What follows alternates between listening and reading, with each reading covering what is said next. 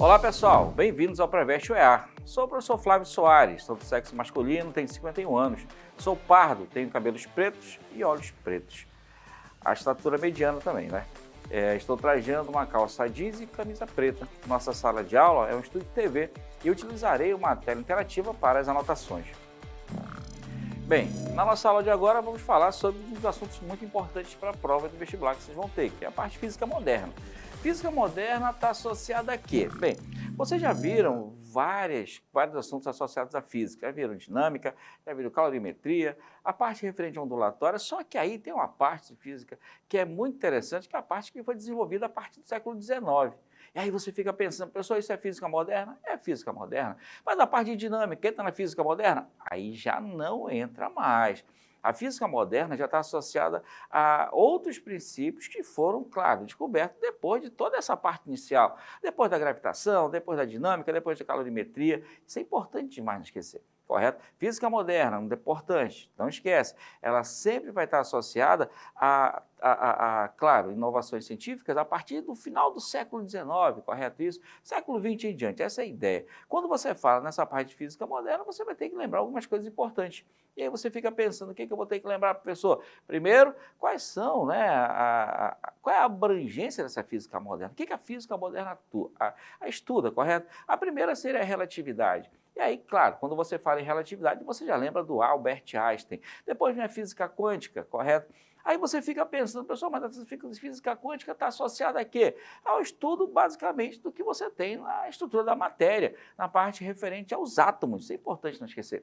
Coisas muito pequenas. A teoria da relatividade está associada a estudo de objetos que se movem com a velocidade da luz, ou próxima à velocidade da luz. A quântica não, está associada a corpos que também têm tamanho muito pequeno. Você pode pegar como exemplo o nosso átomo. Claro que você vai ter ali os níveis de energia que você viu lá na parte de química, que a gente vai estudar também aqui em física, correto? Além disso, o que você tem? A física atômica. E essa física atômica é interessante porque ela vai ver especificamente a parte referente às moléculas, aos modelos atômicos, ao arranjo eletrônico que os átomos possuem. Aí você fica pensando, professor, e tem muita coisa que estudou isso? Muitos. Se você pegar os físicos a partir do século XIX, todos eles deram contribuição para tudo isso que nós estamos hoje na nossa física, correto? Ah, professor, mas o desenvolvimento ocorreu a partir daí? Exatamente. É importante você lembrar que tudo que nós temos hoje vai estar associado basicamente ao que foi descoberto por ele nessa parte da física moderna, correto? Tá, quais são, nesse caso, a questão da ramificação, correto? Como é que você vai fazer nessa configuração os ramos a partir da física moderna? Isso é importante que você não esqueça. A partir de todo esse contexto da física moderna, a ciência foi sendo ramificada e, a partir daí, outras descobertas foram sendo feitas dentro da relatividade, outras teorias, teoria das cordas, teoria dos buracos negros, dentro da física quântica, os níveis de energia, o tipo de partícula que nós temos, dentro da física atômica, como se dá a ligação de moléculas para, nesse caso, correto, formar outros elementos aglomerados que podem se formar, por exemplo, na atmosfera. Um exemplo que eu posso dar para vocês é a parte referente à poluição, que está associado à junção de moléculas presentes na atmosfera, correto? Aí você pensa, mas é só isso que eu vou ter, professor? Não, tem muitos outros. Fenômeno de tunelamento quântico, que está associado à parte da energia que passa através dos materiais, correto? O princípio da incerteza de Heisenberg também. Aí você pensa, pô, onde que eu vejo isso? Nos microchips. O chip de computador, os microchips, as coisas pequenas que você tem no computador estão baseadas na física quântica. Isso é importantíssimo para vocês, correto? Para que vocês possam estudar com maior naturalidade esses assuntos, correto? Agora, quais são, nesse caso, com relação à física moderna, os marcos, correto? Quais são, nesse caso, as pessoas que deram origem, que deram mais influência? Você pode dizer que foram pessoas que alavancaram esse estudo. Lembre, coisas de física moderna já haviam sido estudadas antes, só que esse pessoal que nessa época estudavam física, tiveram brilhantes ideias para aplicação. O primeiro foi Max Planck. O Planck fez um estudo referente à quantização de energia. Aí você fica pensando, quantização de energia ele fez um estudo associado especificamente a quê? A temperatura associada à luz da radiação. Isso é uma coisa interessante. Ele fez o que nós chamamos de uma teoria associada à teoria do corpo negro, correto? Que é um corpo que, nesse caso, absorve a radiação, tudo bem? Aí você pensa, pô, mas é só isso que ele fez? Não, ele fez uma aplicação monstruosa na parte da ondulatória. Ele pegou toda a parte que se tinha de ondulatória e começou a esmiuçar para que depois o Albert Einstein pudesse usar. Um exemplo que eu posso dar para vocês é o efeito fotoelétrico. Tem a ver com a análise inicial de Max Planck, depois desenvolvida por Einstein. Isso é bem interessante, correto? O próprio Albert Einstein, que deu as bases para a relatividade restrita, ele pegou situações que foram descobertas anteriormente por seus estudos futuros. Um detalhe interessante é que ele não ganhou o prêmio Nobel com o princípio da relatividade, que todo mundo fala, ganhou o prêmio Nobel, com a parte referente ao efeito fotoelétrico, obtenção de energia a partir, nesse caso, da luz. Importante não esquecer. Quando você fala da relatividade, tem dois princípios associados a ela. O primeiro, o que ele diz? Que as leis da física são invioláveis. Isso é importante não esquecer. E elas são válidas para todos os referenciais inerciais. Lembre isso. Segundo princípio, ele fala que a luz, nesse caso, ela tem a mesma velocidade em todos os meios, né? Independente, nesse caso, do observador que você está considerando. Isso é importante não esquecer. Outra coisa que o Einstein propôs foi a ideia da transformação da matéria em energia, correto? Aquela equaçãozinha que você conheceu, E igual a mc², ela foi proposta por Einstein para dizer que matéria pode virar energia. Isso é um detalhe importante. E um detalhe interessante é que a partir daí veio contração da matéria, contração do tempo, dilatação do tempo e assim por diante. Essa equação ela mostra uma coisa interessante para vocês, que se você pegar, nesse caso, e isolar a massa, o que você tem? Massa é igual a energia dividido por quem? Pela velocidade da luz ao quadrado. Isso quer dizer o quê? Que quanto maior for a velocidade do corpo, olha lá, a massa do material tende a ficar cada vez menor. Isso quer dizer que massa e velocidade são inversamente proporcionais nessa equação. Correto? Além dela, teve Marie Curie, que nesse caso foi responsável pela descoberta básica, não é descoberta de elementos fundamentais para a radiação. Aí você pensa, a radiação é utilizada onde? Bomba atômica. Imagina aí, bomba atômica, purificação de elementos e assim por diante.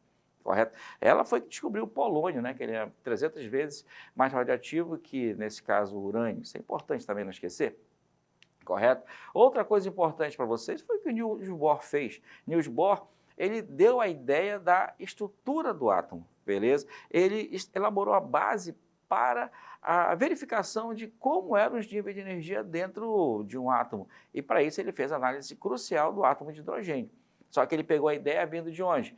Nesse caso de Rutherford, Planck. Isso é importante não esquecer. Rutherford e Planck deram as bases para que Niels Bohr pudesse observar tudo referente à parte eletrônica do material, a parte eletrônica da matéria. Isso é importante não esquecer, correto? Lembrem isso sempre. Niels Bohr foi o cara que deu essa alavancada toda, né, para que a teoria da matéria pudesse ser amplamente estudada, tá bom? Uma coisa importante que ele falou, que ele propôs na sua teoria, é que os elétrons estavam associados a orbitais, correto? Esses orbitais estavam associados aqui a níveis de energia, correto? Ele descobriu que existiam os níveis de energia dentro do próprio átomo e que nessa configuração haveria transmissão de energia. Essa energia era transmitida a partir de quem? A partir de fótons. O que são os fótons?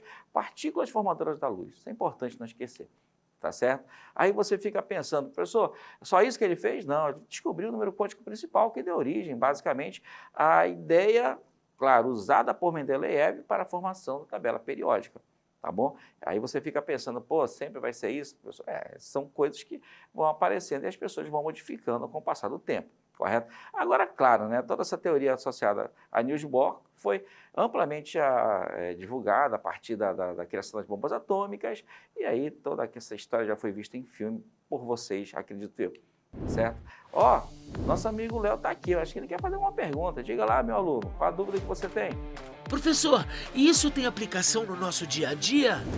Léo, boa pergunta, muita aplicação. Chip de computador, vamos lá. Você pega os microchips, são todos baseados nessa parte de física moderna. correto? A física quântica implementa isso. Ah, só isso? Não, professor, os sensores óticos, todo e qualquer sensor também é baseado nessa parte de física moderna, correto? Temos uma aplicação muito grande? Temos uma aplicação muito grande da física moderna na nossa vida. O chip de computador, o chipzinho do cartão de crédito, a tarja magnética do cartão de crédito, nós temos os sensores de presença, são sensores desenvolvidos a partir da física moderna. Bem, vamos às nossas questões. Primeira questão. De acordo com a teoria da relatividade proposta por Einstein, analise as 3 proposições a seguir. A primeira, quando o corpo se move à velocidade da luz, seu comprimento é expandido. Isso é verdadeiro ou falso? Isso é falso. Lembre isso. Se a velocidade aumenta, a tendência é o corpo comprimir. A segunda, a velocidade próxima da luz, o tempo para um objeto passa mais lentamente? Isso é verdadeiro. Contração do tempo. À medida que a velocidade da luz do objeto vai aumentando, para ele o tempo vai ficando cada vez mais contraído. A terceira, a massa de um corpo que se move com velocidade próxima à velocidade da luz é expandida. Consequentemente, a energia associada a esse movimento equivale ao produto de velocidade da luz e a soma da massa inicial e a massa durante o movimento. Isso é verdadeiro ou falso? Isso é falso. Lembra que a massa não é expandida, ela é sempre contraída à medida que a velocidade vai aumentando.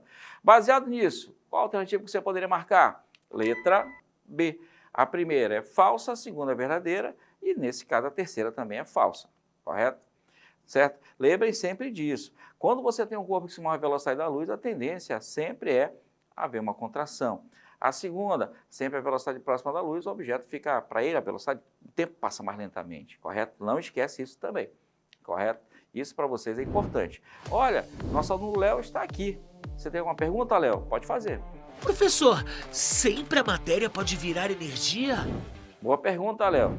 Claro, segundo a teoria de Einstein, né, matéria vira energia e vice-versa, correto? Só que aquela situação, a matéria pode contrair à medida que a velocidade vai aumentando. Não esqueça isso. Vamos à nossa segunda questão. Olha, uma questão da UEA de 2023. Para ilustrar o modelo atômico de Bohr, um professor de física propõe uma atividade em que circunferências concêntricas desenhadas no chão representam os níveis de energia de um átomo de hidrogênio conforme mostra a figura. Está vendo a figura? Está vendo a energia associada a cada nível? Olha lá, nível 1, 2, 3, 4, 5, 6, a energia associada a cada um deles? Presta atenção nisso, isso é importante para a resolução. Um aluno, fazendo o papel do elétron ligado ao átomo, posiciona-se sobre uma das circunferências. Assim como o elétron, o aluno possuirá a energia correspondente ao nível de energia da circunferência na qual se encontra. O professor de física posiciona-se do lado de fora das circunferências e lança bolas numeradas com valores de energia em eletrovolts para o aluno. Ao conseguir apanhar uma bola que simboliza um fóton, o aluno deve conferir o valor da energia numerada na bola e saltar diretamente para a circunferência equivalente ao salto de energia. Suponha que o aluno esteja na circunferência de nível 2, n igual a 2, e apanhe uma bola numerada com 2,86 eletronvolts. Nesse momento, ele deverá saltar imediatamente para a circunferência D. Vamos lá, letra A, n igual a 3, letra B, n igual a 6, letra C, n igual a 5, letra D, n igual a 4, letra E, n igual a 1. Como é que eu resolveria essa questão? Ora, de modo bem simples, é só você fazer a diferença de energia. Você pega a energia do nível que ele se encontra e, nesse caso, você soma, né, com a energia que ele absorve, associada à bola que ele tem. O nível que ele está associado a que energia? Menos 3,4. Só que ele absorve, ele pega a bola que tem que quantidade de energia? 2,86. Soma os dois. Quando somar, você vai ter a energia final que ele vai ter. E aí, quando você somar os dois, negativo do positivo, vai dar uma energia de menos 0,54 eletrovolts. E menos 0,54 eletrovolts. Volta na figura. Voltou na figura? Você está associado a qual nível? 1, 2, 3, 4, 5, 6? Nível 5. Correto? Nessa configuração, o que você tem como resposta? A letra C. Na aula de hoje, vimos os assuntos mais importantes para que você vai fazer prova da UEA, correto? A parte referente à física moderna.